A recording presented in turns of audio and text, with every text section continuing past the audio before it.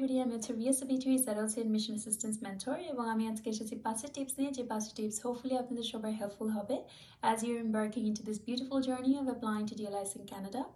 একটা কনসেপ্ট যেটা আমি শেয়ার করব এটা হচ্ছে যে আমি যখন কোনো টাস্ক কমপ্লিট করতে চাই বা কোনো গোল অ্যাচিভ করতে চাই তো তখন আমি একটা গুড প্রিপারেশন নেওয়ার ব্যবস্থা করি। যখন একটা গুড প্রিপারেশন নেওয়া হবে it can only add to your success story.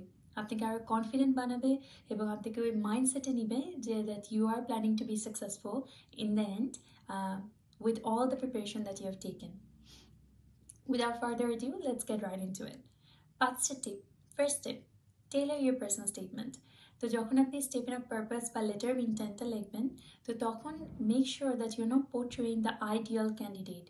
You need to portray your story. It needs to be as much honest and transparent as you possibly can. Make it. So it's very important that you mention about what is motivating you, what is the reason behind it, and what future positive impact will you make as a result of accomplishing this degree. Second thing, good letter recommendations, LORs. There's two types, there's general and academic. General can be from your work supervisor, but academic is the most important. Academic LORs needs to be from your professors who are willing to provide some kind words in your letter recommendation which would convince the university that you're indeed the ideal candidate. Number 3, highlight your accomplishments. This is the part where you start competing with the rest of the candidates.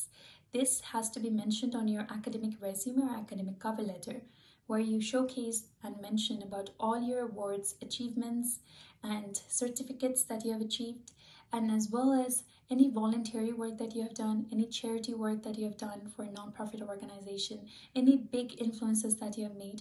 Mention about all this on your academic resume. You need to stand out and compete with the rest of the candidates in this stage of your application. The fourth step would be reading the instructions carefully. It's very important that you read the instructions very carefully before starting each section. An application usually is broken down into different sections.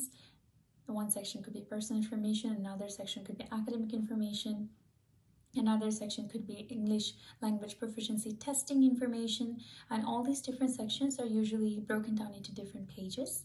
So each section is in one page. So first section for personal information would be in page number 1, and then so on, next page.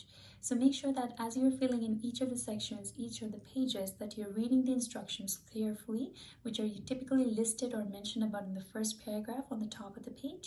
And make sure that you make a note of all the disclaimers or additional important notices that I mentioned about, and complete the application accordingly. You need to keep in mind that the evaluation team is a group of people who are evaluating thousands of applications every single day. So in a case where there are 10 people who have submitted the application, 5 people have made an error, then they do not have the time to go to all 5 of them and get all the corrected information or documents. So it's our responsibility to make sure that we do not take that risk. Read the instructions carefully. The fifth one would be doing a final revision of the application. It's very important that you set a time aside for completing the application. It could be 1 week or 1 month, as long as it's before the deadline, 2-3 days before the deadline. And once you have completed the application, set 1 day aside for doing a final revision and submitting the application.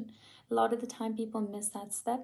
They complete the application and gets eager to submit the application, but you're missing one step of doing a final revision to make sure everything looks good.